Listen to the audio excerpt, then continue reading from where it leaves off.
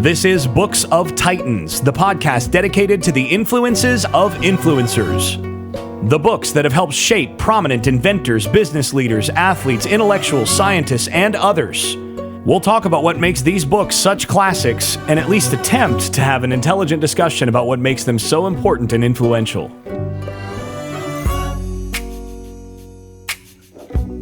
Today we're going to cover the book Homo Deus by Yuval Noah Harari. I'm just looking at your show notes now. Oh, wow. We both read this one, so this is going to be a bit of a freewheeling discussion, but I'm going to turn this over to Erik in terms of who recommended this book and why it wound up on our list. Yeah, Richard Branson is the person who recommended this one, and I'm pretty sure he is a virgin. Sources tell me. Sources suggest, despite the fact that he has children. So I don't know how to explain that one, but so my sources, I got to go back to them. But no, if you don't know who Richard Branson is, do yourself a favor. And he's got quite a few books out there about his rise to fame. And the thing, I read one of them probably 15 years ago. And the thing I really liked about him is he just did things very differently. He did things in, nothing you would ever read in a business book on how to get a business started. So pretty funny to read those books. Then if we're going to about the author. Yeah, give us a little bit about the author. Interesting dude. Yeah, he's an Israeli historian, a tenured professor in the Department of History at the Hebrew University in Jerusalem. One of his places where he studied was Jesus College in Oxford. And are you sure that's not Jesus College? Jesus. I spent 6 weeks of my life there. So you're pretty at Jesus College, and those are some of the best weeks of my life. Another famous alumni of Jesus College, Oxford, was Lawrence of Arabia. So one kind of interesting thing about Yuval Noah Harari is that he takes 30 days or more per year and complete vacation, but he does meditation and then gets rid of all electronics and everything. So it's like 30 days of I guess intense meditation. And as of September 2017, he got rid of his smartphone. So he's away from technology, but he I guess it allows him to write quite well about it, as we'll see in our discussion.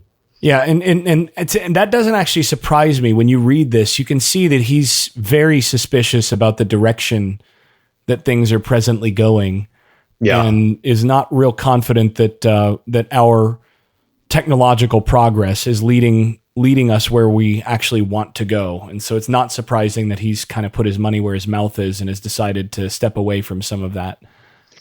And that kind of leads into my overview of being really torn by this book. And I think because of what you just said of kind of a future you don't want to see happen as part of his description, but then also really being amazed at what he's talking about and kind of thinking of the possibilities of the future.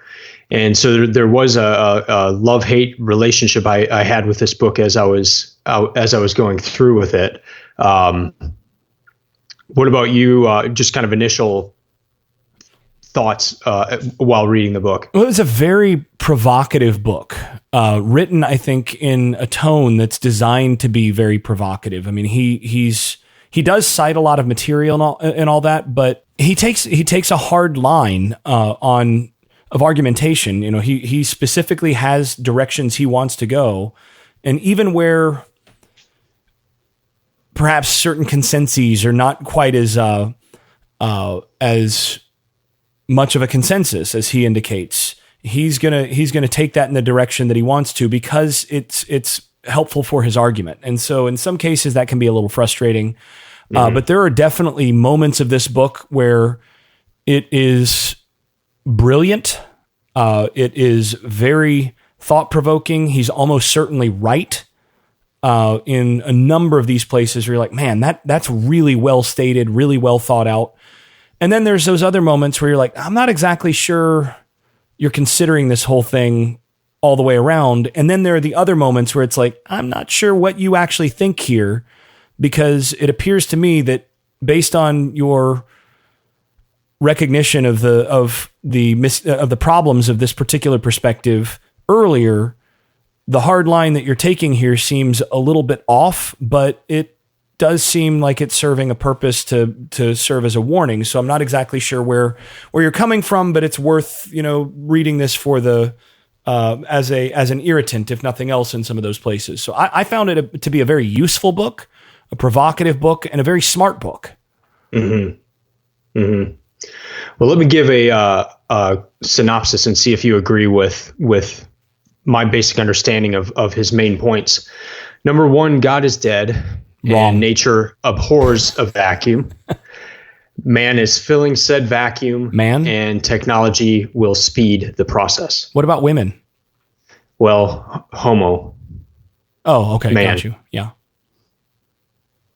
Is that kind of the synopsis you got? Yeah. I mean, I think you're working in the right direction there. And, the presumption is that he's definitely working in a Nietzschean direction here. And it's not so much that he's working in a Nietzschean direction so much as he's presuming that society has been working in that direction. So he's going to pull this thread out in the direction that he thinks things are going. And from that perspective, he's saying, okay, God is dead. So there has to be something that fills the vacuum of meaning. And it's not so much that nature abhors a vacuum. It's that human beings have to have something by which to live. So ultimately, humanity has to figure out a new way to insert meaning into the world, and technology is speeding that process of needing a new way to add meaning to the world, and also provides a lot of problems that we have not really grappled with adequately as we're looking forward into the future. So yeah, definitely. Yeah. So from there, the basic premise from which he works in this book is upgrading humans through data and algorithms will turn humans into gods. So Homo Deus will have godlike abilities such as longevity, decisions, acquiring powers of creation and destruction. Yeah. And I would amend that just slightly. I would say that it's not so much that human beings will have godlike abilities. He's saying that at this point, basically, and this is the first chapter, is he says, look, we're at a point where we're no longer having to deal with all of these past problems of starvation and epidemics and constant wars and all of this. For the vast majority of the population of the world, those are past problems that have already been fixed. Now, what do we place our sights on in terms of the next problems to solve? And he says, well, the direction that things are going is the attempt to basically make ourselves into gods. And he says that's the direction that this is going. He expresses his doubt as to whether or not there are a number of places where you can see when he actually steps back from the narrative itself that he's setting up and saying, this is where things are going. When he steps back a few times, there are a few times where he says, personally, I actually don't think that this is going to work quite this way. I'm skeptical about X, but he's presenting this as the direction, as the trajectory that things are on. Yeah. Yeah. And that was one thing it was hard for me to know what he actually believed. And I had mentioned that when I was first reading the book to you, and you said part of that might be on purpose, just for that not to become the issue of, well, what does he personally believe, but is this part of the narrative that he's putting forth? And I absolutely think that that's what he's doing here. I think if you cornered him and asked him his views on a couple of these things, he'd say, yeah, I actually don't agree with the current consensus on where that is. But that's the way that's the assumptions that are baked into how we're doing things. So if I'm going to write this book about where the future is going, then I need to operate from that assumption. Mm-hmm. And there are a number of places where I think he does that. Yeah. Yeah, and I know we'll get into some of those because, as you said, some of those were difficult or infuriating, and then others of them were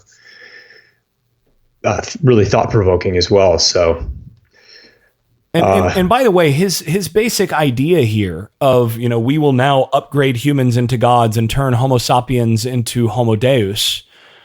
This is actually, as I mentioned already, this is basically restating Nietzsche's expectation. That is, expectation. Geez, it's getting late. His expectation of the rise of Übermenschen, right, of supermen, and this is where one of the later quotes of the book is, once technology enables us to re-engineer human minds, Homo sapiens will disappear. And human history will come to an end, and a completely new kind of process will begin, which people like you and me cannot comprehend. And this is basically the Nietzschean idea of Übermenschen that this is the next evolutionary step beyond our current species of Homo sapiens, or sapiens, as you usually hear it said. That it's going to be, basically once you allow for natural selection and evolution to take its course, and a form beyond us is going to emerge, and then we will be secondary to that. And it didn't happen the way that Nietzsche expected, but basically Harari is bringing this back and saying, well, It didn't work. You had the Nazis, for example, that came in and tried to make this happen via killing off the weak and the people that they believed were inferior in order to speed the direction toward Übermenschen, which would have been in fulfillment of what Nietzsche was saying. So that hasn't happened, and it's not going to happen as far as we can tell. Knock on wood. But we might end up going in that same direction by the basic direction of our technology and research because of augmentation and all of this other stuff. And so he's really developing some of these ideas of Nietzsche, saying, okay, it didn't happen quite the way that he was expecting there, but we might actually be on the track that Nietzsche was expecting. That's a lot of how I read a lot of this. Yeah. And another side of it, we go back to Kahneman again, where, and we've seen a lot of him this year, but Harari talking about him and especially about the way that we remember things. And so our experiencing self versus our remembering self. So the remembering self, we often remember things incorrectly. But if we're looking forward and integrating technology more into our lives, we may not have to rely on that remembering self. And then the algorithms and different parts of technology will help us in our decision making, to where we're kind of becoming one with technology, to where we're not just relying on our natural human capabilities anymore, but combining them with technology to create this super person.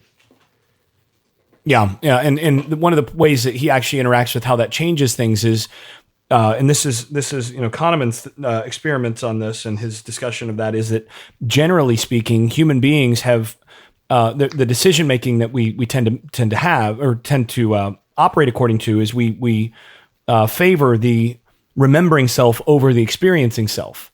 So even though an experience was worse, if it ended better, we may remember it better than the better experience. And if we were given a choice, we would choose the worst one because we remember it differently than because of the way it ended. And so, this is the idea that we don't always choose in our own self-interest in terms of what we would actually enjoy in terms of experience. And so that would change potentially the way that we make our decisions. Yeah. So the final thing I wanted to cover in the overview is just the fact that I have heard a lot of the ideas from this book. And I think they are from this book. There have been a few books that we've read over the past few years for the Books of Titans where that is kind of the source. So anytime you're listening to a podcast and they're talking about these ideas, those ideas came.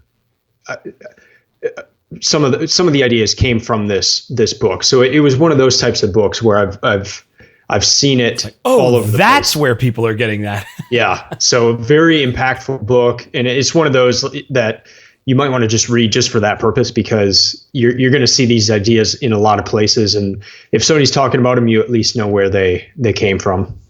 Yeah. And I'll say up front, this book is worth the read.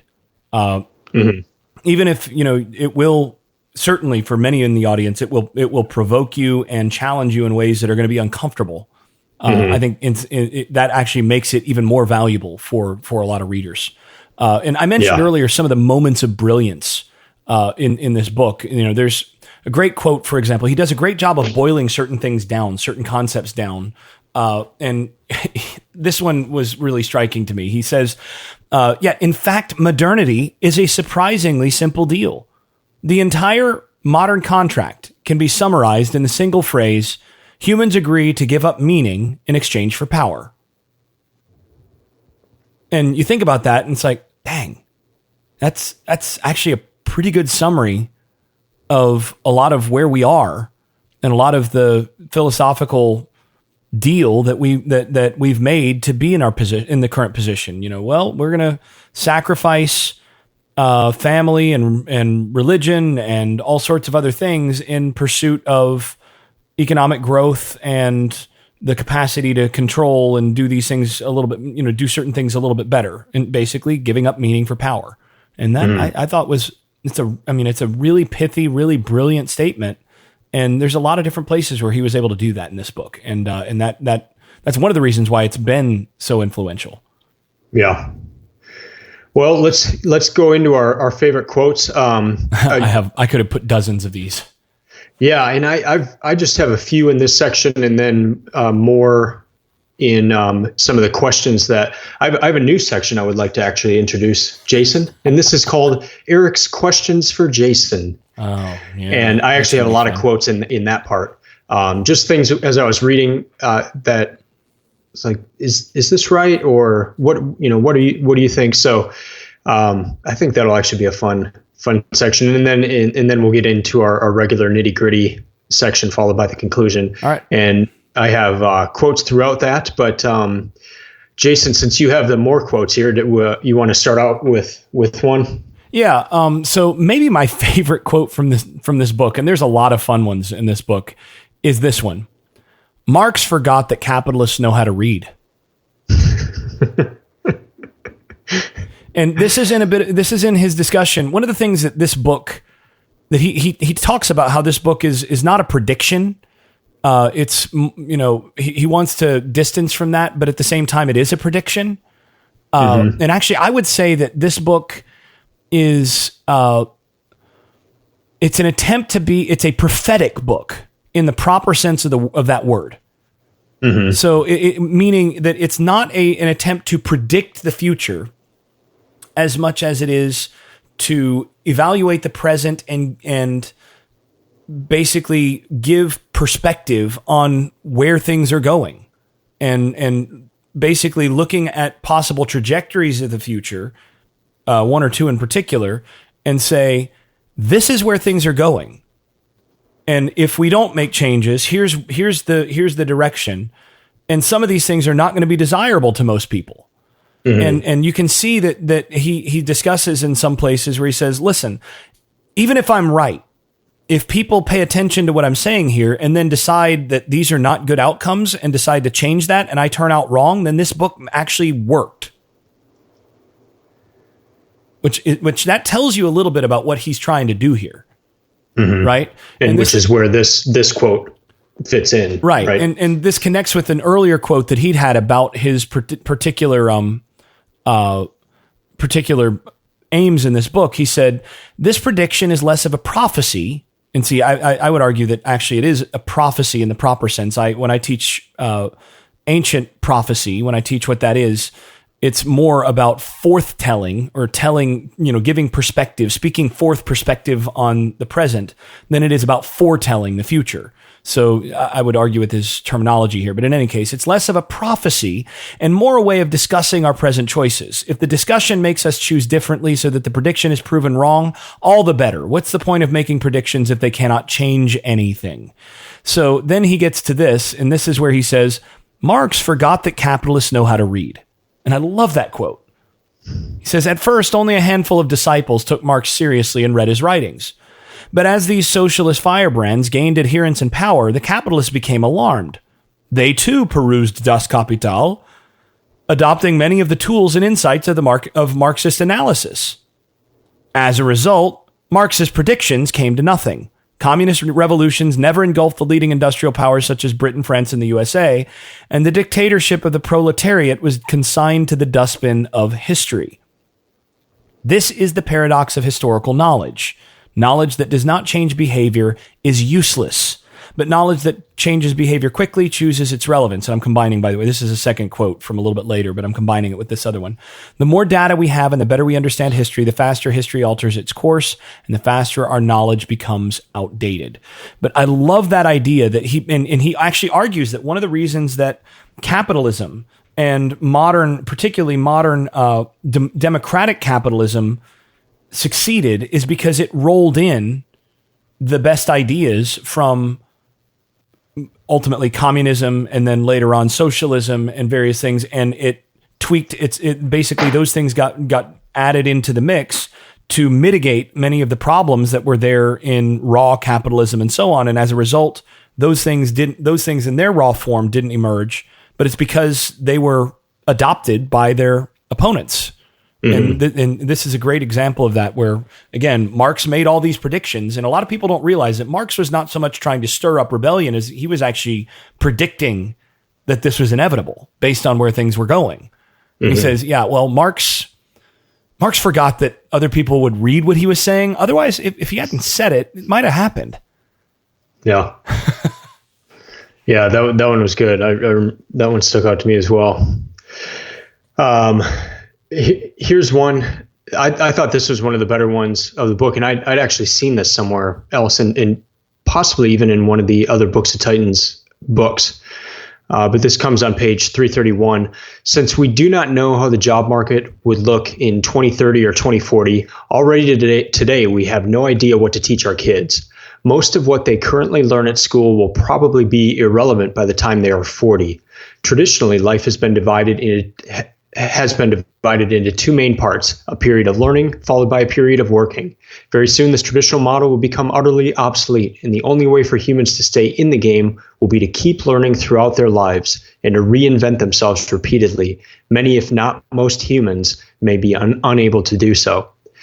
And that's the quote, and he actually talks about it further as part of this man becoming God idea is that man and woman will live longer. And if they're living 150 years, they will have to reinvent themselves many times throughout their life. So that was interesting as well. But I liked that traditionally you divided your life into two periods, period of learning and then working. But now it's really it's a continual process of learning and while you're working, so that you're constantly learning new skills. And I'm sure that was true to some degree, but I guess you think of learning a trade in the past, maybe accounting. Like you learn accounting, and then you can kind of just do that in the same job your whole life. Whereas the work I'm doing right now was not even something I could have studied. Website development, I couldn't have studied that in my undergraduate program. It didn't exist. Didn't exist. Not as such. Yeah. And this connects actually with the very first book we did. Yeah, The Inevitable. Kevin Kelly's The Inevitable, where he talked about how basically it's going to be constantly, it's the constant being an amateur forever, and constant learning and constant education that's going to be necessary in order to move forward. And that's something that he agrees with, and also a book that we're going to be talking about not too long from now, WTF. By O'Reilly, that one also addresses that concept as well. Yeah. Okay, I got a few more. Let's see. In ancient times, having power meant having access to data. Today, having power means knowing what to ignore. Yeah. We've got an overabundance. Information overload. Yeah, we've got an overabundance of data, and it's learning how and what to ignore that really makes the difference now. All right. I'm going to go to a third one before I give you another chance here. From 1914 to 1989, a murderous war of religion raged between the three humanist sects, and religion and liberalism at first sustained one defeat after the other. I love that, deliciously provocative, because most people would not regard World War I, World War II, the Korean War, Vietnam, the Cold War, all of this stuff as wars of religion. But I think he makes a very compelling case that they were, and that it's just a matter of not siloing religion into things like Christianity and Judaism and Islam. That human beings even atheists are religious, and in terms of how religion functions. And so understanding that helps us understand how these things work. And there's a very good book actually that dovetails with that idea, that is that actually calls what Harari is referring to as religion. It actually refers to it as MetaReligion, which is the title of the book by Lane. We can go ahead and link to that in the show notes. But that's a pretty good one that we ought to bring up. Well, in a quote that ties in with that, he said, "If you tell communists or liberals that they are religious, they think you are accusing them of blindly believing in groundless pipe dreams." So I thought that was a funny connection to what the one you just read. Yep. So you've got quite a few. So you want to tackle a few more? Let's see. Whatever you are today, be it a devout Hindu cricket player or an aspiring lesbian journalist, in an upgraded world, you will feel like a Neanderthal hunter in Wall Street. You won't belong. And this is his point, that on the trajectories that we're at, as people continue to augment and use genetic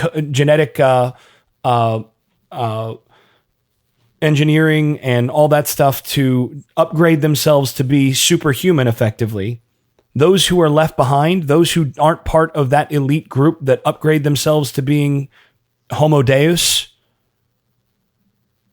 those people are going to feel like a Neanderthal on Wall Street would, because we're going to be left behind. It's going to be like a new species. And that's largely the thesis of the book. Yeah. But I loved his juxtaposition of the devout Hindu cricket player or aspiring lesbian journalist. Yeah. The other thing I found interesting along those lines was when he was talking about the emphasis that we place right now on our experience and how much importance every person's experience is, everyone's experience should be important, and feelings, how you feel is the measure, is the thing that's going to determine whether or not the decision, what decision should be made, right? If if this makes you feel good, then that must be the best thing for you. But then he ties that in with, so now if you start having algorithms help you make these decisions and you start realizing, okay, well, my feelings are having me make really poor decisions. If you outsource those to AI, those things don't matter anymore, or they don't have the importance that is placed on them right now. So that got into a very interesting discussion as well. Yeah, basically he says that the current assumptions of our morality and our ethics today, as you outsource to algorithms, the very things that we rest our assumptions on now can't hold. So then what becomes the basis for those decisions? When, you can change what you are, what your proclivities are, or you can alter your feelings either through genetic engineering or through medication or through, some sort of, implant cognitive stimulation, brain stimulation or whatever. How does that change the way that we imagine what decisions should be made and all of that? So that challenges a lot of our current assumptions. Well, and if it all sounds very futuristic, we're already doing it. I mean, if you use Waze or Google Maps, you're giving power to that in a sense of at least I do. I mean, I put that in and I don't if something seems to be wrong or I'm seeming to go in the wrong direction, I don't drive right off a cliff, man. If Waze told you to, it's the fastest way. Whatever Waze tells me to do, I do. So, yeah, I mean, we're already doing that, and that's kind of his point too. Is like we're doing it little by little, and we don't even realize it, but we're starting to give more of our decisions over to, well, you bought this, you might like that. Just put in the directions, and we'll get you there. So little bits at a time. Yeah, there's a real frog in the frying pan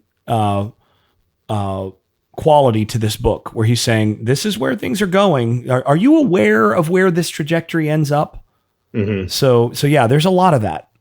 And I should mention that he then, I'm going to pull out one other in my favorite quotes, because this helps us understand kind of how he's thinking about this, where he comes out with his own voice, for once. It's not very common in this book, but let me find it. He says, my own view is that the hopes of eternal youth in the 21st century are premature, and whoever takes them seriously is in for a bitter disappointment. It is not easy to live knowing that you are going to die, but it is even harder to believe in immortality and be proven wrong. And that's an interesting statement. And he goes further with that in saying, what are the people, as they are starting to realize their mortality and they're failing in their quest of immortality, what's the backlash going to be among those who are starting to be proven wrong? Because there's a lot of people, a lot of these elites today truly believe that they can find somehow the technological equivalent of the fountain of youth. And I was actually surprised he didn't connect some of this to, the same quests that we've seen in the past for those very things that led to the age of exploration for some and others, where basically it was then a quest for immortality. And it's not a new thing. Yeah. Well, and I'm glad he did state that this is my own view is on that part, because the other quote that I had in my favorite quote section was, we don't need to wait for the second coming in order to overcome death. And that was one of those frustrating quotes to me, because it's okay. So we can live 50 more years to where we're 150 instead of 100, but we still die. So how are you talking about overcoming death if all we're doing is living 50 more years? Yeah, prolonging life does not defeat death. Yeah. So that was one frustrating thing. So I'm glad he did have that part where my own view is such and such on that, because that was one of those things I was like, all right, frustrating. I could go on with lots of different ones, but I'm going to go with two more. Okay. One is he's got some scary. Well, actually, you know what? I'm just going to go with one more, and I'll roll that one into some later discussion. But one more. You cannot settle the Greek debt crisis by inviting Greek politicians and German bankers to either a fistfight or an orgy. I think he's pretty much right about that. So yeah, we'll just go with that. So let's move into the next section here. My questions for Jason. Oh, God, a good Lord. Here we go. We need an intro ditty. Yeah, I'll take the Chicago Bulls entrance music from the 1990s. Thank you. All right, first question. Will mankind make it past 120 years of age? Okay, are we talking about individual human beings, like the rare individual, or are we talking about on average?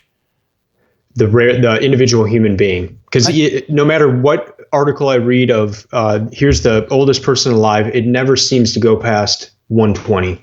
I think somebody's made it to like 123 or something like that before. If I remember correctly, the person who's lived the longest, and at least in recorded history, of course you've got these king lists and so on of ancient literature where you got guys living 1,000 years or whatever, but in recorded history, I think like 123 is the oldest person I think that's about how. Yeah, I just looked it up actually. Gene Calment died at the age of 122 and 64 days. So I'll say, somebody at different points may make it a little bit past 120, but I don't think by much. And I don't think actually that's going to change anytime soon. I suspect that in 100 years, the oldest people alive will still be right in that 120 year range. I just suspect we're actually going to find that that's kind of an asymptote, that pushing it further than that's really, really hard. And I think there's going to be some frustration that, okay, well, we can add, oh, good, that person made it to 124. And then, the inevitable happened. So I suspect that that's where things are going to go. But again, I mean, that's a prediction. Who knows? Who knows for sure? Yeah. That would be my guess. Okay. The next one, a lot of talk in this book about organisms being algorithms. Are they? Are organisms algorithms? Oh, so the problem here, and this opens up to a larger discussion throughout the book. He brings this up in several different places where he basically says, listen, the current scientific consensus is that, for example, there is no soul. There's no human soul. There's no mind beyond the brain. There's nothing, basically, and nothing material, nothing immaterial exists, scientifically speaking. But at the same time, he then calls that into question and says, yeah, but we actually, scientifically speaking, really can't explain consciousness. We can't explain, why we are self-aware. We can't explain where life came from. We can explain how life evolves into different forms. Different organisms evolve into different forms of organisms, different types of organisms. We can't really figure out how you get, something alive from rocks. And saying that slightly differently than he does. So he does bring that up and says that this is a problem. We don't actually have a whole lot of scientific knowledge of how any of this works at a deep level. And then he turns around and says, but, the scientific consensus is basically that human beings are organisms, or human beings are algorithms, that, various animals are algorithms, that organisms are just algorithms like anything else. And that's that. All right. And just to take a step back, the way he defines algorithm is a methodical set of steps that can be used to make calculations, resolve problems, and reach decisions. So we would basically be saying that anything that a person does coded can be reduced to a code of instructions. Okay. Yeah. Now, there are a couple things that are worth bringing in here, because he spends so much time emphasizing this organisms or algorithms point, that it's easy to kind of lose where his voice comes in and his questions come in a little bit too. And the point in this book, now there are two quotes I want to bring in here that help explain a little bit of what he's trying to do here. Because what he does by the end of the book is he takes you to this concept called dataism, where he says this is basically a modern, whereas he says the de facto religion, meaning the unifying a set of assumptions that even people from different quote unquote religions like Christianity and Islam and so on, basically modernity has operated according to a set of agreed rules that even people from differing sects and all that agree on in general. Again, Lane, another scholar, calls this meta-religion. It's the thing that it's kind of the religion above all religions that people at a given time share. He says, well, that thing, ever since the end of the Middle Ages, at least, has been humanism, and particularly in more recent times, liberal humanism has been, or humanistic liberalism has been the shared assumption, the shared religion of most of the modern world. He says that's the way it is. But he says there are modern techno religions, as he calls them, that are vying to take the place of this liberalism that is fraying under basically the onslaught of the developments of technology and all of this, all the while we don't realize that these things are changing, and they're changing the way that we think, and we're giving ourselves over to a situation in which we're going to have a crisis of identity and of what kind of world we want to live in, given the things that we're able to do. And so he presents dataism as one of those two techno religions, and particularly he thinks dataism is the direction that everything is ultimately going right now, because it's the shared perspective of science and Silicon Valley and basically technological development. And he says, listen, dataism, he says the universe consists of data flows, and the value of any phenomenon or entity is determined by its contribution to data processing. And he says, this may strike you as some eccentric fringe notion, but in fact, it has already conquered most of the scientific establishment. So then he says, in the 150 years since Charles Darwin published On the Origin of Species, the life sciences have come to see organisms as biochemical algorithms. And then, same thing in terms of computer science and all of these other things. And he says, dataism basically points out that the same mathematical laws apply to both biochemical and electronic algorithms. So the barrier between animals and machines collapses, and you get to that. And he says, listen, you may not agree with the idea that organisms are algorithms and that giraffes, tomatoes, and human beings are just different methods for processing data. But you should know that this is current scientific dogma and that it is changing our world beyond recognition. Now, what that tells me is that Harari himself is skeptical of the assumption of the idea that organisms are algorithms and that you can basically equate organisms with algorithms. I think he's skeptical of that idea. That you see that in that quote. And there's one other one I'm going to go to in a moment. But he's right that even those who don't agree with that idea are generally operating by that idea, according to that idea, in the way that we're doing society at this point, in the way that we do our scientific research, the way that we're doing the way that we're setting up our technological platforms, the way that we're establishing a lot of our values. He says, the way that we're living all this stuff out, he says, this is taking over and we need to be aware of that. I think he's right about that. So I actually don't think that you can equate organisms and algorithms. I think that organisms operate, that there are algorithms encoded in organisms to some degree. I think you can look at, say, DNA as algorithmic. Sure. It's a set of instructions. Yes. But what we're finding is that DNA is not determinative. Two people with exactly the same DNA can wind up very, very different, even in terms of phenotype. We don't understand why.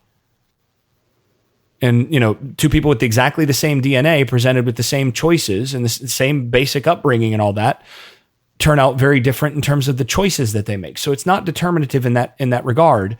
So even though there may be algorithms in play, I'm not so sure that we can identify them.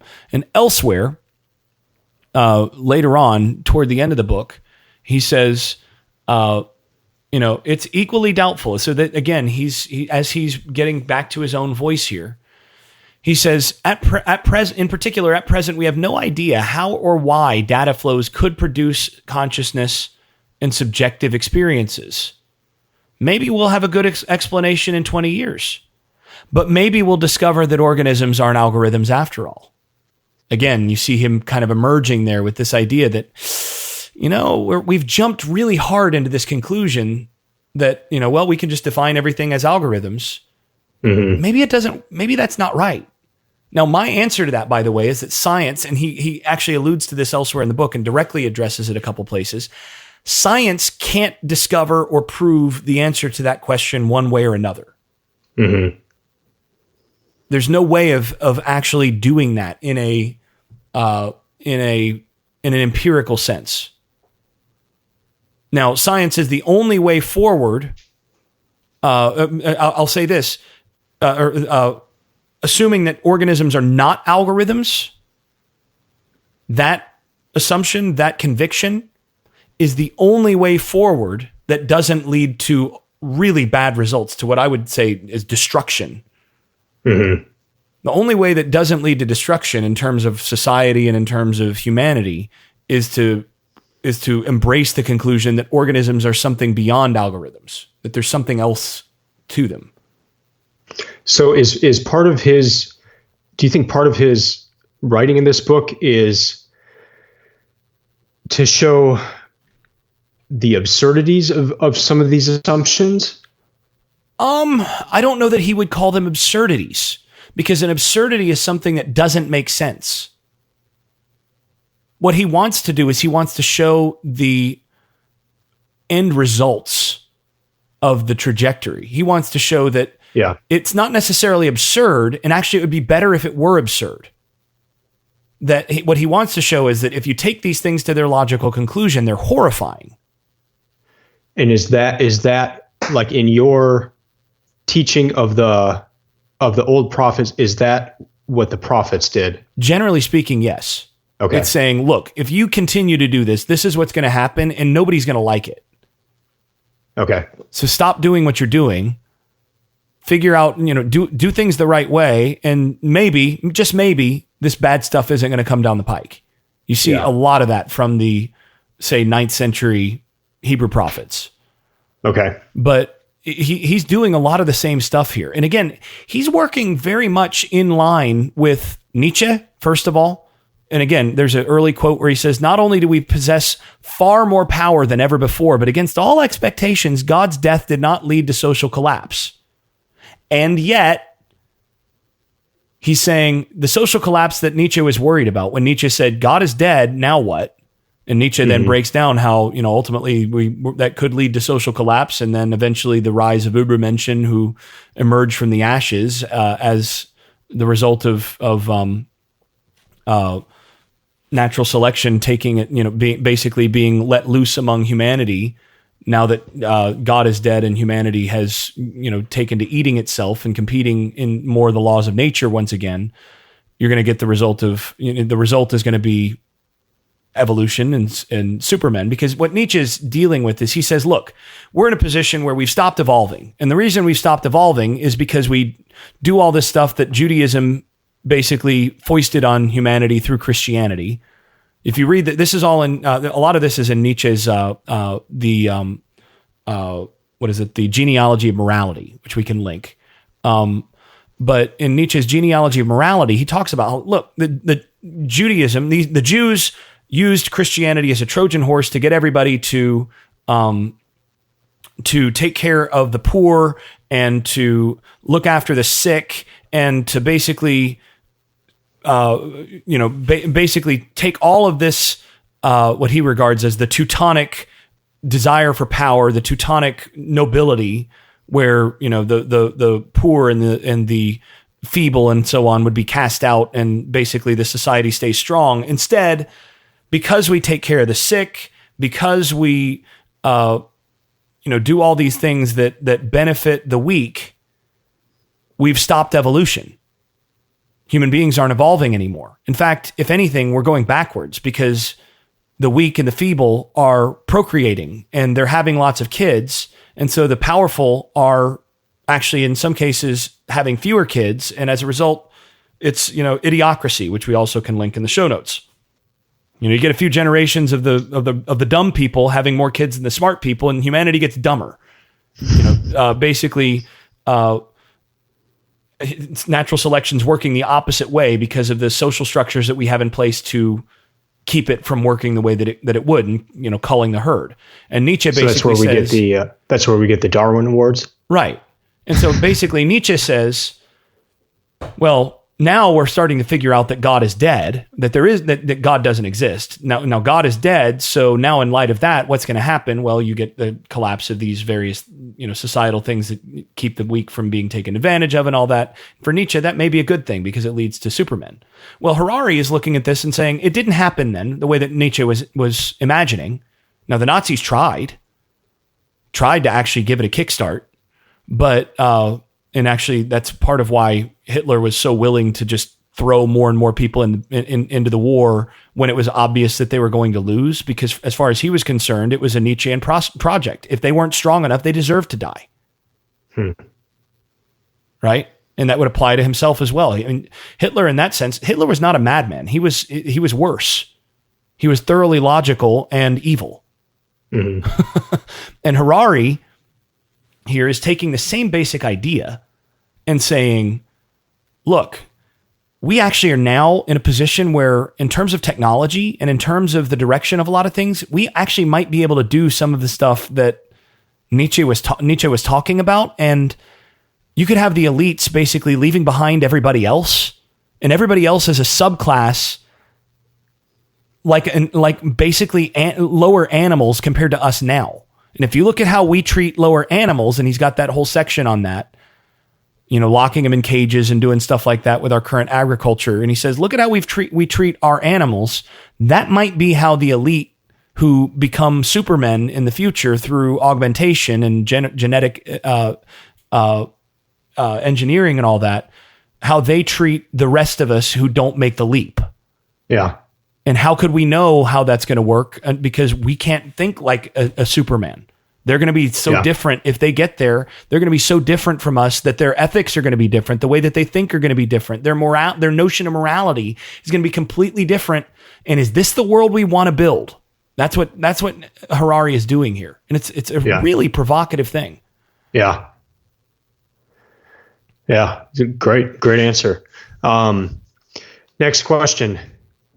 Does the Old Testament God never promise any rewards or punishment after death? And here's why I'm asking this. This is page 48. He says, in ancient agricultural societies, many religions displayed surprisingly little interest in metaphysical questions in the afterlife. Instead, they focused on the very mundane issue of increasing agricultural output. Thus, the Old Testament God never promises any rewards or punishments after death. He's not wrong.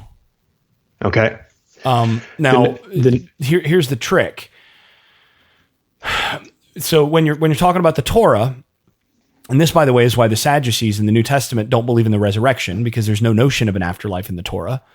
In the first 5 books of the Hebrew Bible, at that layer, you're seeing the covenant, and the promises in the covenant are basically that the people will survive, that your children will have God's favor, and that they'll have plenty and so on. So he's generally right about that.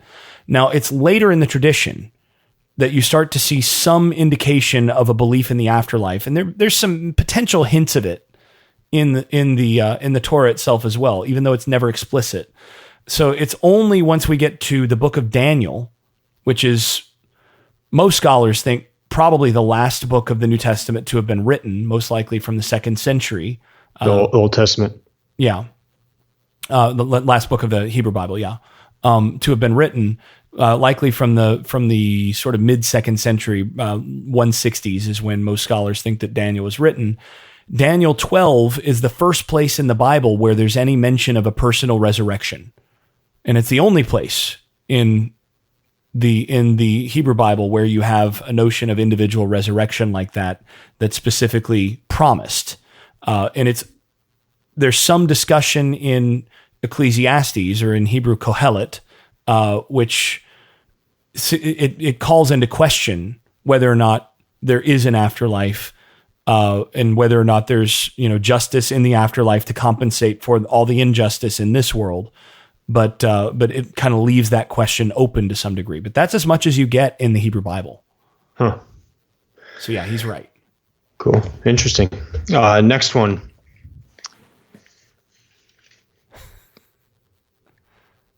Is the lesson from the Garden of Eden that we shouldn't talk to snakes? So here's in the Garden of Eden, Adam and Eve lived as foragers. The expulsion from Eden bears a striking resemblance to the agricultural revolution. Instead of allowing Adam to keep gathering wild fruits, an angry God condemns him to eat the bread by the sweat of your brow.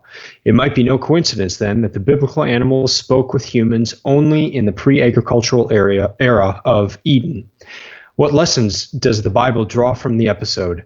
That you shouldn't listen to snakes, and it is generally best to avoid talking with animals and plants. It leads to nothing but disaster.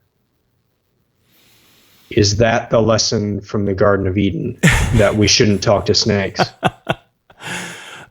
Well, that's not the lesson that I generally have my students emerge from that story with. I suppose if Eve and Adam had not, and by the way, it's worth noting that in the story, the Bible's actually very clear about where Adam is when Eve is talking with the snake. He's with her, it says, and she gave the fruit to her husband who was with her. So it's not like, she's talking to him solo. So, I guess if they hadn't talked to the snake, maybe they wouldn't have done it, but that doesn't actually seem to be the operating problem. There might be the whole, don't try to divinize yourself, aspect of things, which connects actually more to Harari's fears in this book than the snake talking part. Don't seek to become Homo Deus, via knowledge. So maybe that one would be a better conclusion, but I'm not quite so willing to go with the snakes thing. Now, that, in fairness, he's making a larger point about the progression, and you can make an argument as to whether or not, there's questions as to whether or not he's actually right about this being the progression, but basically he's making the case that that monotheism developed out of animism, this idea that there are spirits and so on, local spirits and all of this in pre-agricultural societies and all that pre-agricultural societies had this idea of, animals and plants having their own life force and all of this that you could communicate with and did communicate with and honored and all of this. And that ultimately monotheistic traditions shut all that down. And certainly you do see monotheistic traditions, like Judaism and Christianity, that do discourage what you would see as divination of certain types, where you would potentially try to speak with the dead or whatever. But in terms of talking to snakes specifically, or talking to animals, that's not exactly prohibited. And there is the notion in Judaism and Christianity, at least, that God, even though there's only one God that you worship, in either one you have multiple spirits and so on that are potentially untrustworthy. So it's not like you eliminate the animistic kind of overtones necessarily. You just don't worship them. And secondly, God is actually, it's almost, there's a kind of a quasi panentheism. So God is in all of these things. The God of Israel, the God of Christianity, is in all of these things and gives his life, he's the animating principle in all of these things, such that, if you do encounter the divine through these things, you're really encountering that God through them as well. So you can make a case against several things there, but I don't have a huge objection to it. Okay. I'll just do two more here. Page 98. In the Garden of Eden myth, humans are punished for their curiosity and for their wish to gain knowledge. Yeah, that's just flat wrong. So I thought they were punished for their disobedience and wanting to be gods. Yeah, it's not so much for their wanting to be gods, but their disobedience. And actually, I think C.S. Lewis is right in arguing that actually they're reaching out to seize the fruit of the knowledge of good and evil. Actually, is what costs them knowledge. That when you actually experience evil, you don't get to know. You don't gain knowledge by doing evil, is Lewis's argument. And I think he's right, that you gain knowledge by resisting evil at which point you actually get to see evil even more for what it is. That the person doing evil is actually blinded by it. And what we find in the story of Eden is that humanity actually not only does not become wise as gods, but is actually blinded and becomes more and more foolish over the course of the narrative as a result of the deed that Adam and Eve do. So it's not that they actually that their wish to gain knowledge is the problem. What they do is they seek the fruit of the knowledge of good and evil, and yada, the Hebrew here, which Harari certainly knows. I mean, he's in his, this book was, I believe, actually originally written in Hebrew. Yeah. But yada in Hebrew actually has more of an experiential sense to it. Sort of like in Spanish, you might you have two words for knowledge. You can have saber, which is like to know in a kind of scientific fashion. You know, you have knowledge. And then you have conozco, which is like an experiential knowledge. And generally speaking, yada can kind of do double duty in Hebrew for that, but it is an experiential knowledge. They're experiencing good and evil. So instead of just knowing good and thereby being able to discern both good and evil, they experience both good and evil and actually lose their capacity to discern. That's what happens in the story. It's not that they're forbidden from knowledge. It's that they're the way that they try to seize that experiential knowledge of both good and evil. They get both good and evil, and the evil begins the blindness and takes away the knowledge, takes away the ability to discern. So that's a place where I think he's actually mistaken in the way that he reads that. All right, one last question. I thought this was just an excellent question that he asks on page 277. He says, ask yourself, what is the most influential discovery, invention, or creation of the 20th century? And then he says, now ask yourself, what was the most influential discovery, invention, or creation of traditional religions, such as Islam and Christianity in the 20th century? What? The most important technological innovation in the 20th or 21st century? 20th century. That's a really hard one in terms of technological innovation. I would probably say the microchip. Yeah. In the 20th century, but you can make a case for several other things. You can make a case for just electricity, basically, for electrical generators, and electricity as a large scale innovation there. So you could go for that, but that started a little bit earlier than that. So you might push that into the 19th.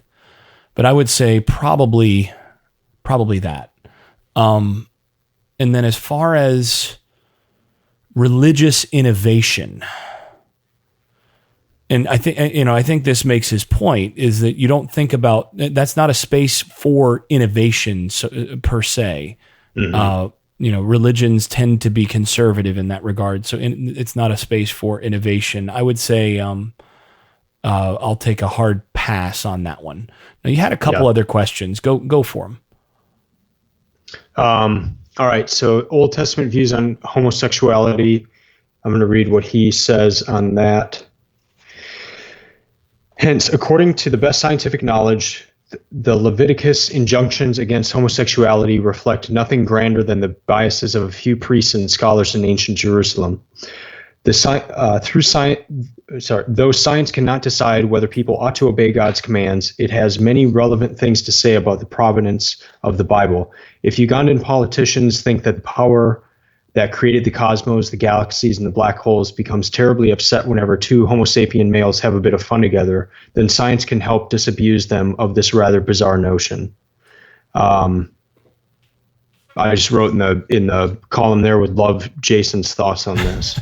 What he's alluding to is he's saying that Leviticus, the book of Leviticus, rather than being handed down to Moses and, written by the hand of God or something like that, was composed most likely by a priestly class, perhaps in Jerusalem, perhaps not, and finalized somewhere probably in the exilic period, or maybe just, you get some variation, but just pre-exilic or just post-exilic.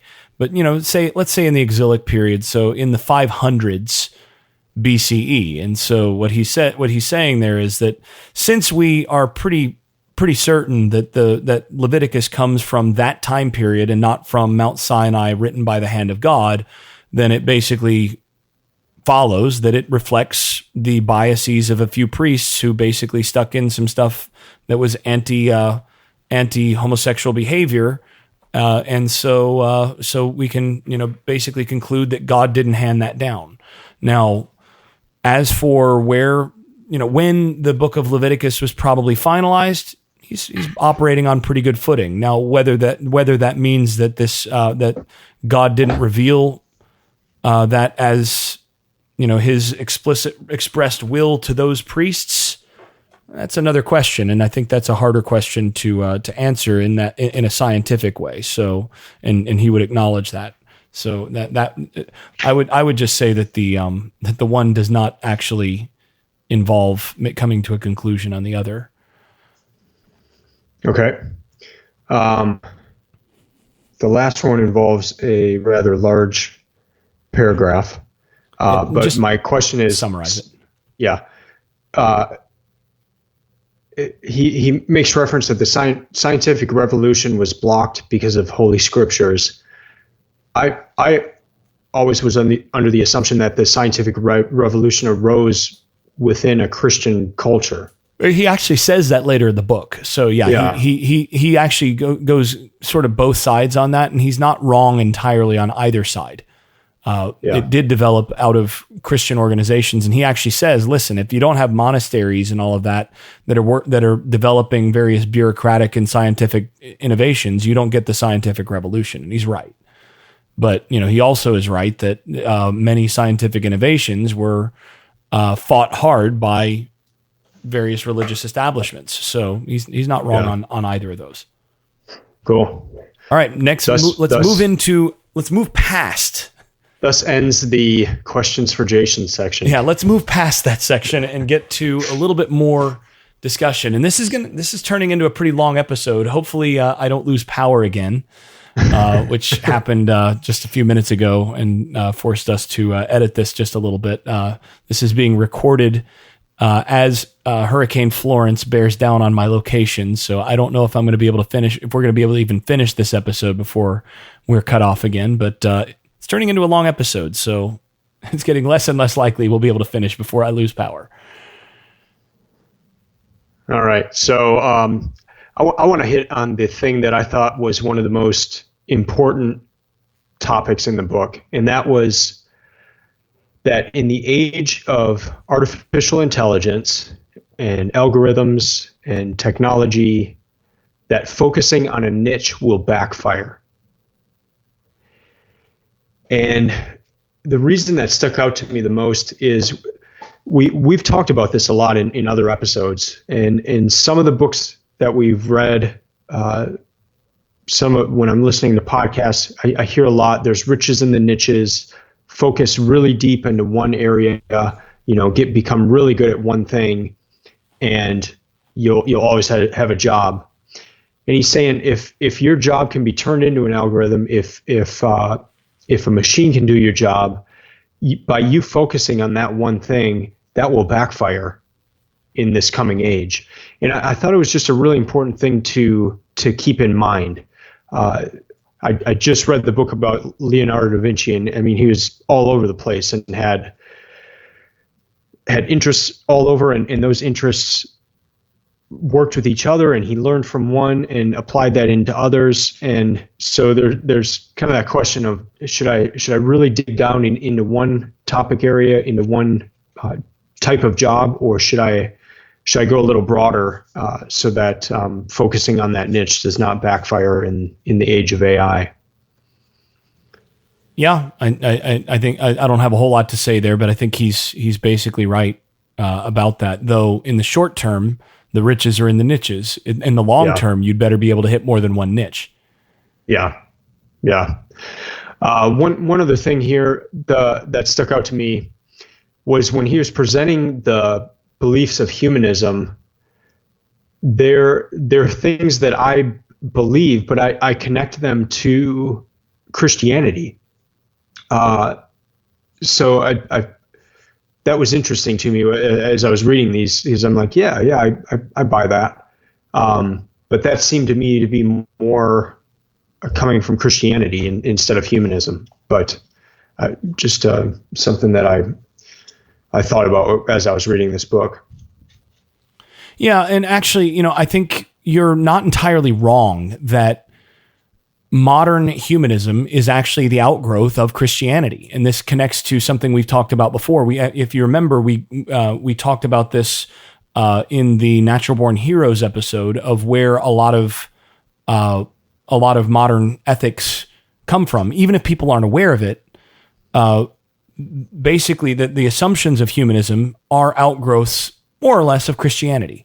And we can post something in the show notes that connects to that. We can repost it from what we had in that episode. But you're not wrong to connect much of that with Christianity. But what's happened is many of those assumptions, particularly things like notions of human rights, not necessarily human rights in terms of bestowed by God. What's happened is the fundamental underpinnings, the foundation for many of the humanistic assumptions that people hold to today, the Christian theological underpinnings of those have largely been dropped.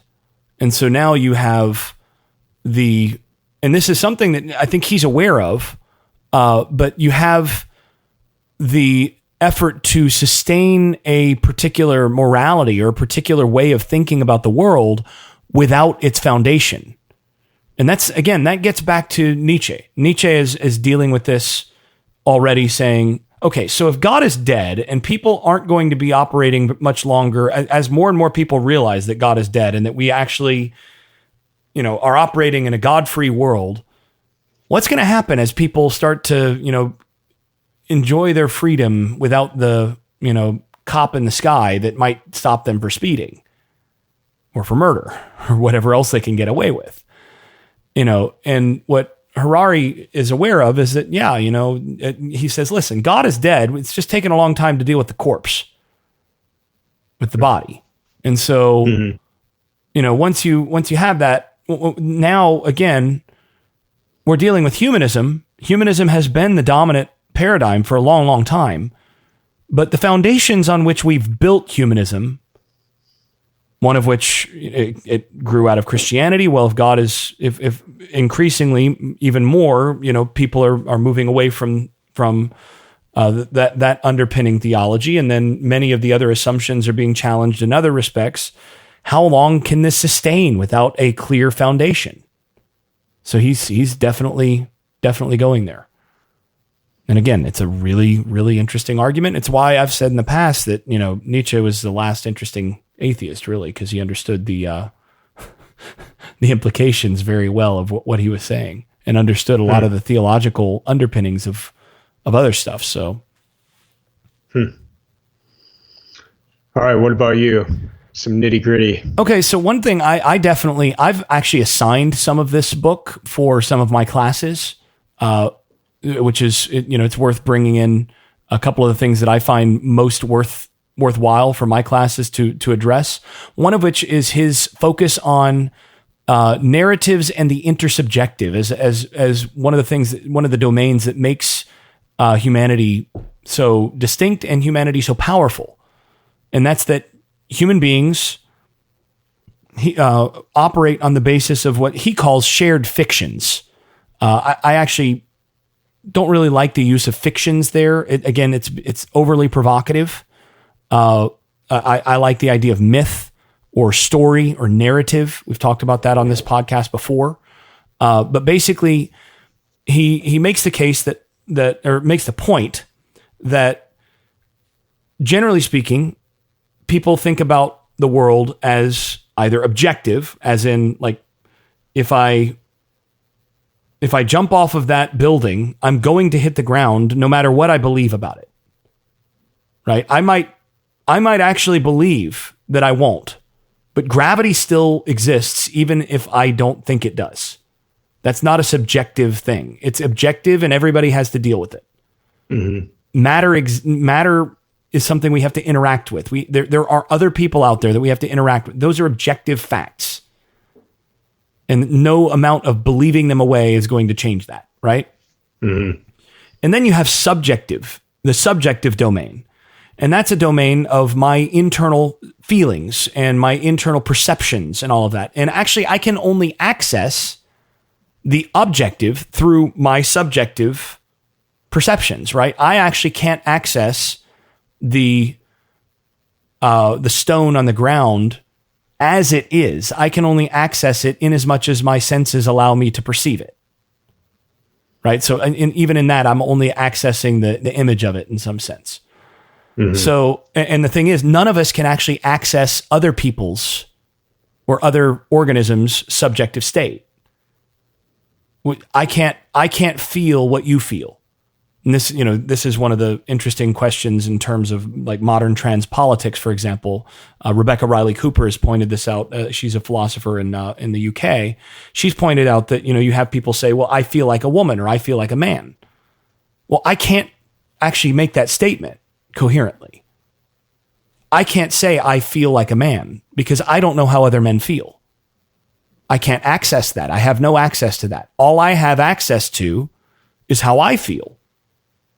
So I can say I feel like me, and the only thing I can do is extrapolate based on communication with other people who have bodies more similar to mine, that this is, that feeling like this is how it seems that other people who fit in the category of man say, or I can kind of assume or extrapolate that they feel this way.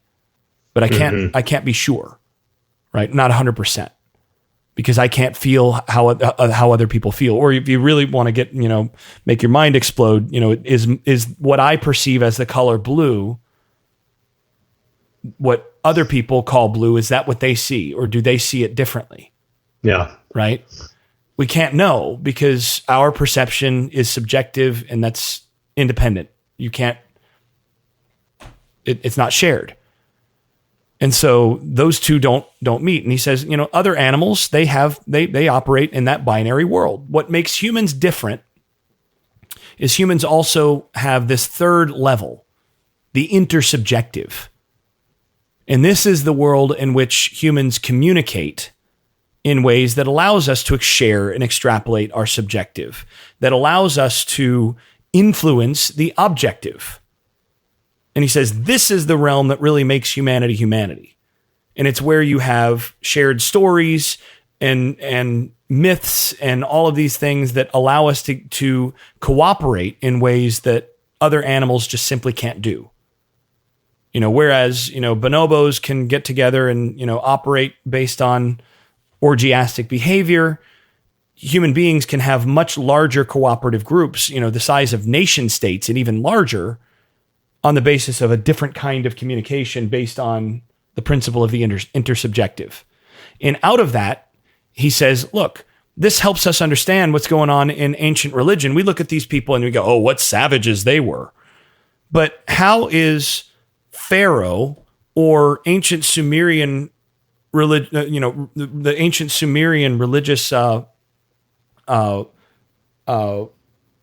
organization any different from, say, Elvis or Google? He's like, does Google exist? It's not objective. There's no objective Google. And it's also not in the realm of the subjective. What it is it's a bunch of people that gathered together and decided to agree upon the existence of an organization that we're going to agree to cooperate in such a way that Google as an entity exists. And it's something that now has as a label represents all these other people. And we can talk about how Google or Alphabet, the parent company of Google, Alphabet or Apple Incorporated, does something, but Apple doesn't do anything. And, as many people have pointed out after the Citizens United ruling, corporations aren't people. Corporations don't objectively exist. And yet they do exist, and yet they are actually persons in a intersubjective sense. It's a gathering of people who've agreed to do something. That principle is really important. And he does a great job of explaining how that works, how people cooperate and all of that. And he says, listen, fictions, or what I prefer to call myths, enable us to cooperate better. Now, the price we pay is that the same fictions also determine the goals of our cooperation.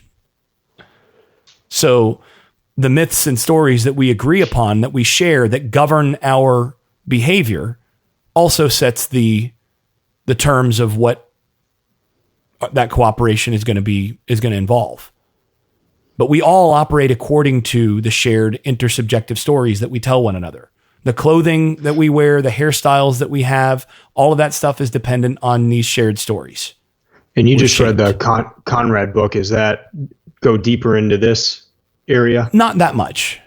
Okay. No, not that much. But yeah, I think that's a really important piece. One other piece that I thought was really important was his discussion, and it dovetails right on the heels of this, of science and religion. And very often you see a lot of people that will talk about science and religion as though they're opposites, as though they're opposing forces. And he says, no. This misunderstands how this works. First of all, if we're defining religion as just like religions, as in, Christianity, Judaism, Islam, Hinduism, or whatever, first of all, we're kind of missing the point functionally of how religion works. Because again, ancient temples functioned more like modern corporations than they did anything else. So if that's how that works, then we need to kind of revise how we're evaluating religion, first of all. Secondly, he says, in practice, science and religion are like a husband and wife who, after 500 years of marriage counseling, still don't know each other. He still dreams about Cinderella, and she keeps pining for Prince Charming while they argue about whose turn it is to take out the rubbish. Right? And then really, really nicely puts it together on a couple other things. More importantly, science always needs religious assistance in order to create viable human institutions. Scientists study how the world functions, but there is no scientific method for determining how humans ought to behave. Science tells us that humans cannot survive without oxygen. However, is it okay to execute criminals by asphyxiation? Science doesn't know how to answer such a question. Only religions provide us with the necessary guidance. And then further, in theory, both science and religion are interested above all in the truth, and because each upholds a different truth, they are doomed to clash. In fact, neither science nor religion cares that much about the truth, hence they can easily compromise, coexist, and even cooperate. Religion is interested above all in order. It aims to create and maintain the social structure. Science is interested above all in power. It aims to acquire the power to cure diseases, fight wars, and produce food. As individuals, scientists and priests may give immense importance to the truth. As collective institutions, science and religion prefer order and power over truth. They can therefore make good bedfellows. The uncompromising quest for truth is a spiritual journey, which can seldom remain within the confines of either religious or scientific establishments. And there's a lot there. And again, he talks about humanism, secular or otherwise, humanism and liberalism as religious concepts, as these are modern religions, and they are governing science. Science serves them, and they serve science. And these are bedfellows. Really, really good chapters, worth reading there. And along with that, and I'll wrap the nitty gritty section that I have here with two things. One is he's also, in addition to developing a lot of Nietzsche here, there's also a lot of places where C.S. Lewis's Abolition of Man, which also itself was interacting with a lot of Nietzsche's kind of concepts, is really relevant to what happens here. So that's another book to read in tandem with this one. because what Harari is doing here is he says, look, every day, millions of people decide to grant their smartphone a bit more control over their lives or try a new and more effective antidepressant drug. In pursuit of health, happiness, and power, humans will gradually change first one of their features and then another, until they will no longer be human. And that's Harari's concern here. And Lewis's Abolition of Man is exactly about that sort of thing. He's not talking about technology, but he's talking about the philosophical underpinnings of where Lewis in the 1940s and 50s sees culture going. And he says, we're going to the place where actually our humanity is going to be lost in the process of this if we don't get this right. And that's the same basic warning that Harari's going towards in this book. Lewis from a pretty different perspective, but both kind of in the same trajectory here. Worth reading both of them. Finally, some scary thoughts about the present circumstances politically, not just in the United States, but across Europe and other places right now. He notes, people feel bound by democratic elections only when they share So people feel bound by democratic elections only when they share a basic bond with most other voters. If the experience of other voters is alien to me, and if I believe they don't understand my feelings and don't care about my vital interests, then even if I am outvoted by 100 to 1, I have absolutely no reason to accept the verdict. Democratic elections usually only work within populations that have some prior common bond, such as shared religious beliefs and national myths. They are a method to settle disagreements between people who already agree on the basics. But you can't do democratic elections on the basics. And then he further, has this, very pithy example of that, where he says, you cannot resolve the Arab-Israeli conflict by making 8 million Israeli citizens and the 350 million citizens of the Arab League nations vote on it. For obvious reasons, Israelis won't feel committed to the outcome of such a plebiscite. He's right about this. And as various nation states have kind of lost their trust in national narratives, and as common religiosity has been dropped in many cases, or there's been, increased diversity. Diversity can be a very good thing.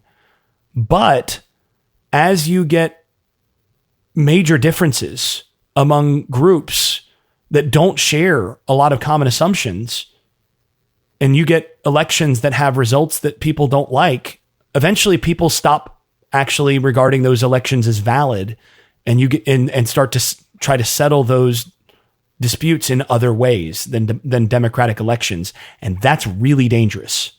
And I think we're pretty close to that tipping point in the U.S., potentially in the UK, and lots of other places right now where it's dangerous. And I think he hits that well as well. So that's all I got in terms of the nitty gritty, some of the details that I think are really worth it. I mean, there's so much fun stuff in this book. I mean, why modern people are stuck maintaining their lawns and all sorts of stuff. Great stuff in here. Worth it. But I think you wanted to do one last section, and that had to do with some criticism. Yeah, and then we'll hit into our final conclusions. My criticisms were largely on a lot of the ideas that we've talked about, and I guess when I first read through the book, I just didn't know if these were claims he was making to get to his point, or if these were the things that he was saying, this is what science has agreed upon, and we're just taking it at face value and going from there. So the things I had trouble with were where the soul is dismissed in less than 2 pages, and we just move forward from there. And maybe other people have read a lot of other stuff where that's just a given, and so that wouldn't stick out. But that was shocking. One quote I came across outside of this book is, extraordinary claims require extraordinary evidence. And to me, that's an extraordinary claim. and to deal with it in 2 pages. And then he would deal with some of these things. And then one of my favorites was on page 188. He says, now that we have a better view of religion, and this was after talking about this particular religion thing for 2 pages. And it's like, okay, we have a better idea of religion after 2 pages.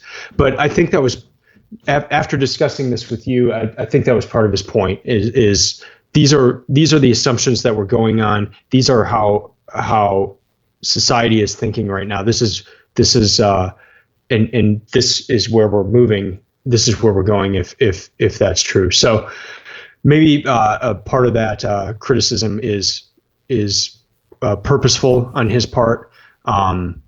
He also made a comment like divine inspiration is out of vogue, and that was on page 231. He was talking about music, and I don't see that in anything I read, in any musician I speak to.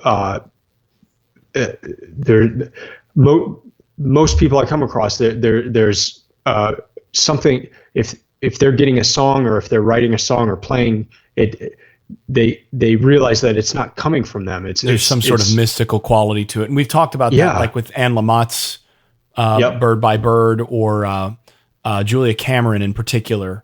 The episode on that we did before really interacts with that notion of you're getting creativity from outside yourself. So I agree with you that he's not quite right, especially if you talk to creators, to creatives. However, I think he's right in the general population. If you went and told someone in the general population that God inspired this song and that I got this from God, to the normal person crazy on the street, they might look at you like you're nuts. Yeah. So I think it's a little bit of a both and. There, where I think a lot of times creatives are in a different place than a lot of the people around them who really do not operate by the same assumptions. Yeah. Last thing that and this is something that frustrates me, and I don't ever hear anyone talking about it. So curious to get your thoughts on it too, Jason. But I hate when people say, "Well, we're this way today because of cavemen." Hundreds of thousands of years ago. So we think this way or we act this way because, 100,000 years ago, we lived in caves and that's how we did things. But like, I look at my life and I moved into this is maybe a dumb example. About the first cave you lived in? The what? The first cave you lived in? Yeah, the first cave I lived in. The first loft I lived in, there was a train. There were 6 train tracks right behind it. And my whole life I've slept in total silence, and then all of a sudden I move in a place where there's trains going by the entire night, and by the next night I'm sleeping like a baby again. I mean, I'm totally fine. So I was able to adapt to that in one night. So where's this, like, it takes us millions and millions of years to get over these instincts. And yeah, I know we see instincts in animals and stuff, but to me, it's just a very lazy way of thinking. And especially after reading Guns, Germs, and Steel, Jared Diamond talks about there's different types of societies. There's tribes, there's states, there's farmers, there's hunter-gatherers. So some of those societies would look closer to ours than others. And so I hate that idea of, and I hear it everywhere. I hear it on like every podcast. It's like, well, we act this way in business because, at one point we were cavemen and we had to kill animals and run after them and stuff. And it's like, how do you know? Yeah. Well, in the past, when we were hunter gatherers, this is how this worked. And generally there is that assumption that at some point it's basically in the pre-industrial period, there may have been different types of societies, but not pre-industrial, but pre-agricultural. That's a significant difference. But in a pre-agricultural era, before people are settling down in settled civilizations, you have certain things that would be adapted for as advantageous for nomadic hunter-gatherers, which must have been basically the way things were before settled agriculture. And that may or may not be right, but I'm skeptical of it just because it's presented, oftentimes this kind of evolutionary biology is speculation presented as science. Mm-hmm. So it's basically thinking backwards from current traits to say, okay, so this is how people tend to work in modern post-industrial society. So why would people have adapted to work this way in a hunter-gatherer context? Well, actually, you can think about, if you imagine, this might have given an advantage, so this must be the reason. And I do find that to be oftentimes less than persuasive, but the issue is, and this is the interesting thing, is that what this is an attempt, as far as I can see, it's an attempt of people coming from a more or less naturalistic perspective, trying to construct a mythological story from which you can get behavior and ethics and explanations of the way that the world is, using quasi-scientific, because it's not really scientific. You can't go back and check that, tools. So in the absence of older myths, so when you no longer can take recourse to, say, the Adam and Eve myth, which does a pretty good job of explaining behavior, which is why it's been so long-lived and powerful for so long. It does a good job of explaining how things are. Not necessarily, it's irrelevant to some degree of whether that's actually how they were at some time in the past, that whether there was a historical Adam or Eve. The question is, does it do a good job of explaining things now? Right? That's really what matters in that kind of story. This is actually an attempt to write a new story, piece by piece, for the same purpose. So it's actually kind of a quasi-scientific attempt to do a new religion, which is really what's going on. That's interesting. Yeah, that's interesting. It's a new religious foundation. Yeah. Any criticism on your side? So as far as his stuff on the soul, he's actually depending on a lot of current thought in he's very clear about this, about sort of scientific consensus.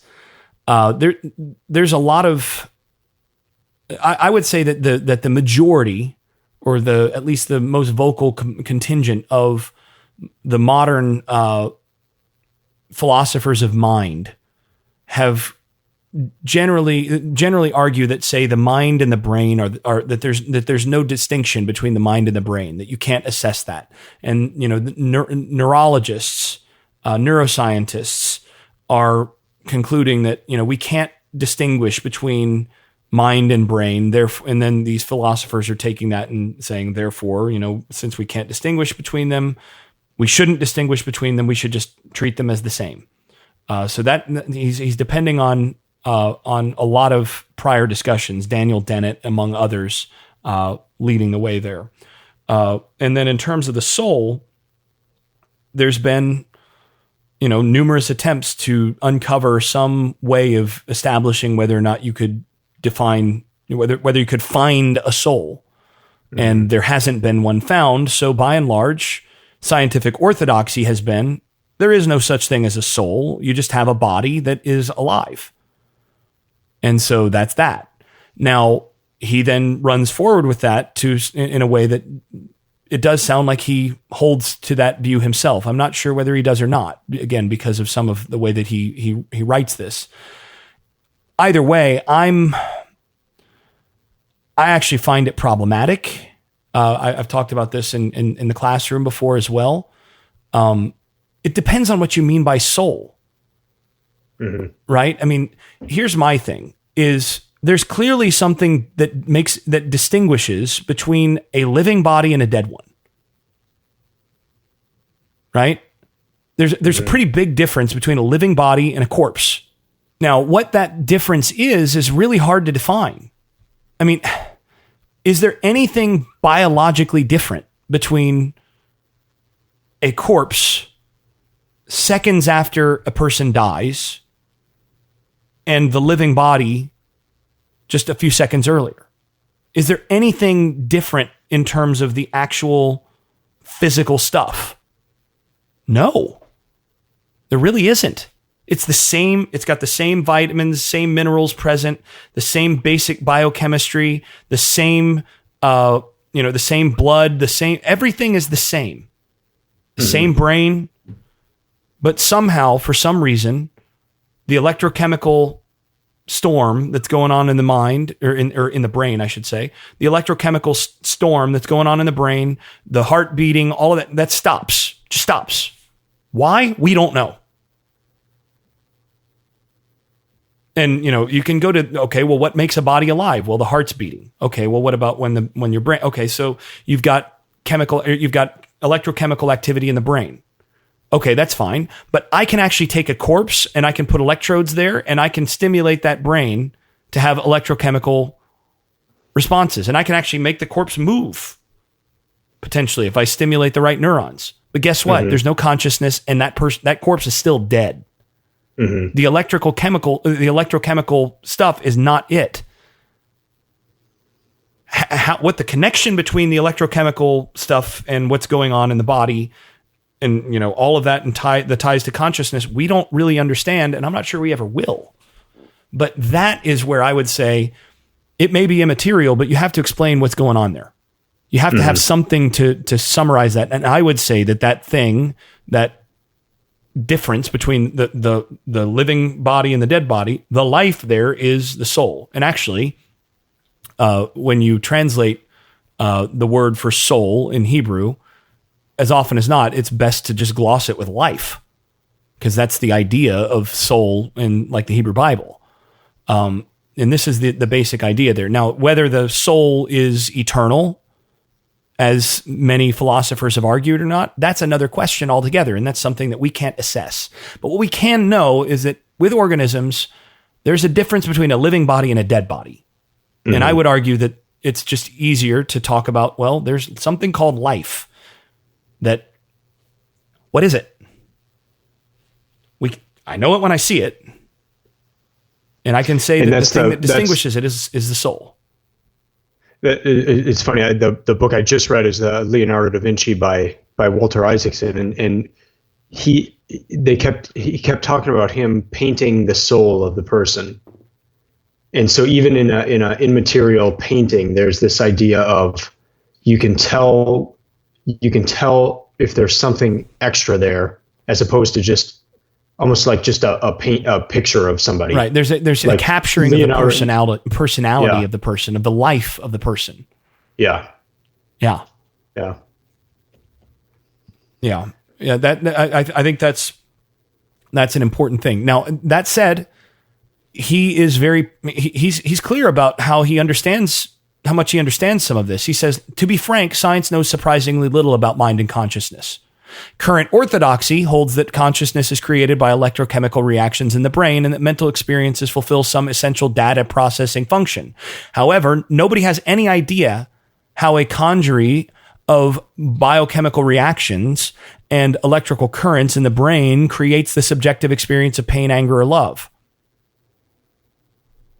So he's right about that. And again, I don't think we're going to find any scientific answer of that. And in the same way, he says, well, there's no soul and there's no self, no indivisible self. Now that's a problem. And again, he's dealing with general scientific orthodoxy at this point, but I'm not persuaded by it myself. He says most experiments have indicated that there is no single self making any of these decisions. Rather, they result from a tug of war between different and often conflicting inner entities. And, he talks about Kahneman, for example, with the experiencing and the remembering self, for example. And you get, he gave an example of, you could have a gay Mormon who, on the one hand, he's attracted to other men, and on the other hand, he desperately wants to be straight. Which one is the actual self? And see, my thing is, this is not a new discovery. Ancient philosophy is dealing with this problem of the divided self and multiple selves that exist within you and the internal battle that you have. I mean, you see this in philosophy going back to the 6th century in BCE in Greece, for example. You see this in the Bible, plenty. but they still have this idea of there being a final arbiter. You make the decision, like I make the decision.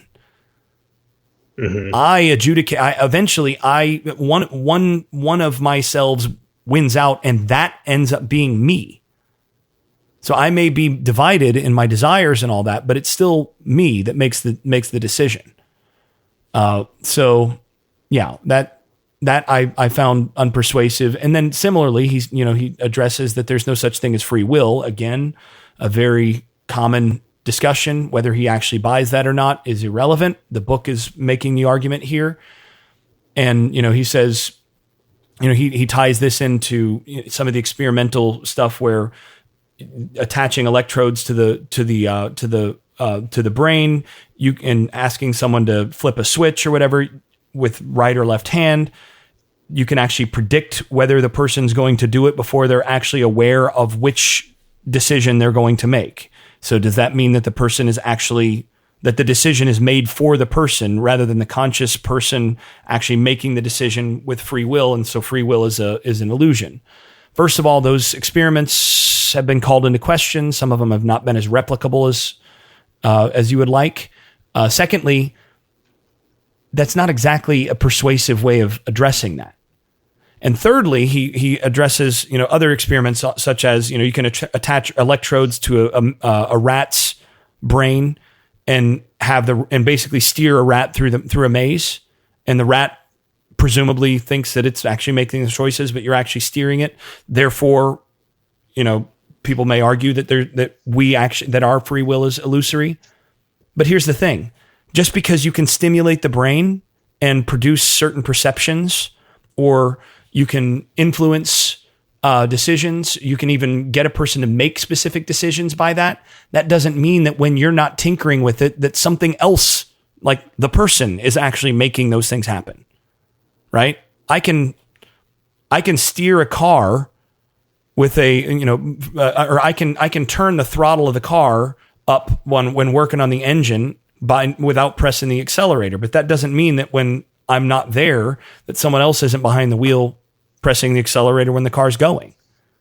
Does some of this get into unconscious versus conscious too, where if something's unconscious, you're not willing it to be done, but it's still right. No, somewhere in there. No, that's right.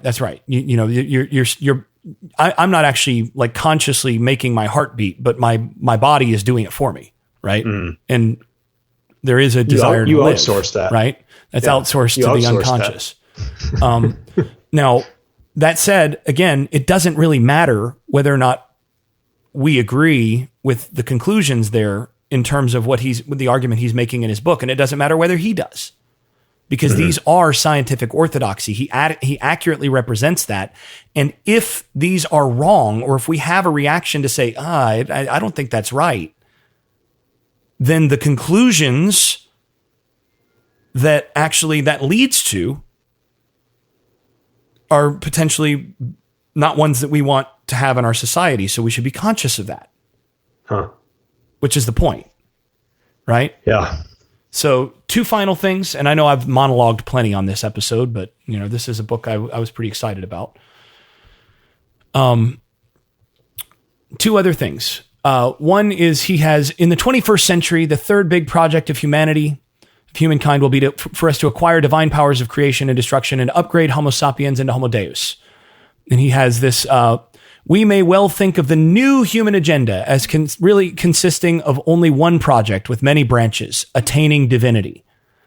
My rebuttal, or my answer to that, by the way, is this isn't a new project. It's the oldest one. That's the Eden myth. Right? I mean, it's people trying to become divine. I mean, this is the oldest project we've ever had. It's just continuing the same project humans have been doing for a long, long time. So that's number one. With technology. Finally, there is one place where I do think he got something really wrong. And this is where there's something that does actually matter a little bit in terms of him getting it wrong. And I think he does actually think this, and I think he's mistaken. And this is, he doesn't quite understand how ancient sacrifice worked. He says, priests discovered this principle thousands of years ago. It underlies numerous religious ceremonies and commandments. If you want to make people believe in imaginary entities such as gods and nations, you should make them sacrifice something valuable. The more painful the sacrifice, the more convinced people are of the existence of the imaginary recipient. A poor peasant sacrificing a priceless bull to Jupiter will become convinced that Jupiter really exists. Otherwise, how can he excuse his stupidity? The peasant will sacrifice another bull and another, just so he won't have to admit that all the previous bulls were wasted. That is not how ancient sacrifice worked. It just isn't. First of all, peasants weren't generally the ones that were sacrificing bulls. Usually it was, if you were sacrificing a bull, it meant that you were an owner of a herd big enough that you had bulls. If you look at like ancient Israelite sacrifice, you would have like a bull would be required of a wealthy person, and like maybe a couple turtle doves would be required of poor people for certain offerings. Secondly, generally speaking, with a few exceptions, ancient sacrifices involved taking that bull down and sacrificing it to Jupiter. And by sacrificing it to Jupiter, I mean that the priests butchered it, drained some of the blood, poured it out before the god, skinned it, and then would basically divide it up, butcher the animal, and then take the offal and the intestines and the parts of the animal that people don't eat, and they would burn that to the god on the altar, and that would be the god's portion. And then the people would eat the barbecued portion. It was a big feast. As I tell my classes at the college level, the closest, if you want to understand, if you want to know what ancient sacrifice looked like, more or less, think of a modern, good old-fashioned college football tailgate in the United States. American football tailgate. Or, I'm sure they do it in Europe as well with soccer and so on. Or, some people complain that Americans call it soccer. It's a British term, everybody. But it was a tailgate. Everybody gets together. There's no refrigeration in the ancient world. If you're going to slaughter a bull, you better have a lot of people to share it with. So what you do is you get it together and you offer it in the temple, where the priests serve as the de facto butchers of the society. You offer it, and then you split it up among the various people that have come to party with you. You pour out libations, and the idea is you're eating in the presence of the god. You are spending common time with the god in honor of the god, and you're giving thanks to the god for giving you the opportunity to have this nice meat. So imagine basically a tailgate where you actually butcher the animal there too. Or you actually have like one of the team representatives there to butcher it for you. And then you burn it. You burn the part that you don't eat. That's how most sacrifice works. This is not stupidity, and it's not a peasant giving something up to the god. That's a modern notion. What you have is, generally speaking, peasant sacrifices were the one place where peasants got to eat meat. And the meat that was not eaten was usually sold on a secondary market. This is why, by the way, in the New Testament, you have this whole issue of eating meat sacrificed to idols. You'd have a secondary meat market because there'd be all this meat left over after the group that came in to sacrifice the animal had eaten everything they could. They'd eaten themselves silly over a couple days. And then there were the portions that weren't going to be eaten. Well, guess what? That's going to rot. So you know what the temple does? The temple would sell it in the secondary market so that you'd get cheap meat. And so it's the cheaper meat to buy because you're not buying it on the hoof. It's going to go bad soon, so you can buy that relatively cheaply in the market, and that would be the way that most people would get their meat. So how did he, in the quote, it's priests discovered this principle. What's the principle and what's it relating to in the book? The principle is basically understanding how cognitive dissonance gets it such that if you make people sacrifice really painful stuff, then they will ultimately believe that whatever they sacrificed for was worth it. Yeah. Okay. And he's conflating the notions of ancient sacrifice with that concept. I don't actually dispute that it works that way in terms of like military service for a nation or something like that. But his parallel of ancient sacrifice in general did not work the way that he thinks it did. Okay. So that's all I got. We can get to conclusions now. All right. This book was kind of like a combination of guns, germs, and steel. and Kevin Kelly's The Inevitable. It had that future component. And also a lot like WTF, which we haven't done yet, but we will be doing soon by O'Reilly, which I would highly recommend reading as well. Good in tandem with this one and Lewis's Abolition of Man and a little Nietzsche. You read those and you're going to be prepared for the apocalyptic future. Yeah. So our discussion right now really helped me understand this book a lot more, in that the predictions of the future, they are very scary and they're seemingly very possible. And I think it's really important to read for that reason, and to understand that he's taking a lot of the ideas that are commonplace today and just showing what those could lead to when combined with technology and AI and more advanced algorithms. It's an important book. It makes me want to read his new one coming out later this year, or I think it just came out. And then also Sapiens. I've heard a lot of good things about that. So I'd suggest reading this book, if for nothing else, just for the predictions of the future, kind of the prophecy that you were talking about, Jason. It's a lot of ideas worth thinking about in this one. Yeah, I agree with that. I think it's well worth the read. Like I said, it's very provocative. A lot of people who would read this book would be offended by a number of parts, would certainly be provoked by a lot of parts. There are places where you're going to disagree with what he says, and those places where you're going to disagree are precisely why you should read this book. So this is a worthwhile one. I should also mention the audiobook version of this is quite good. I thought it was well delivered. So if you and it's a good one to consume that way. So if you're interested in it but don't have the time, the audiobook version, which we can link to via the show notes, is also worth taking a look at. So yeah, that's my general takeaway as well.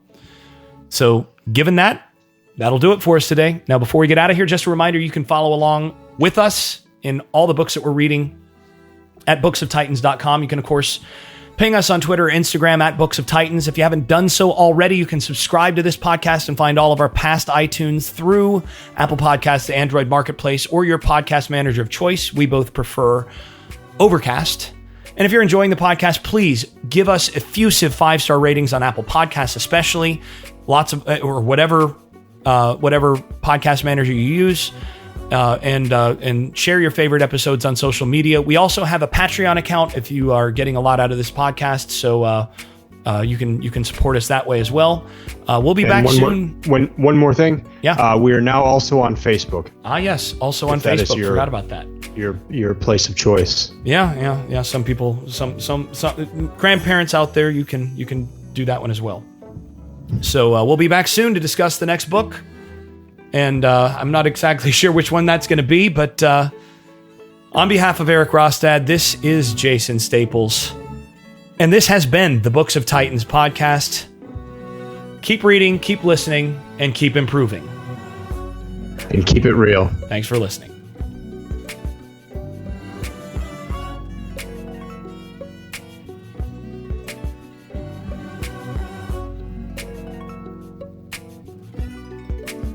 All right. Yeah, that was helpful.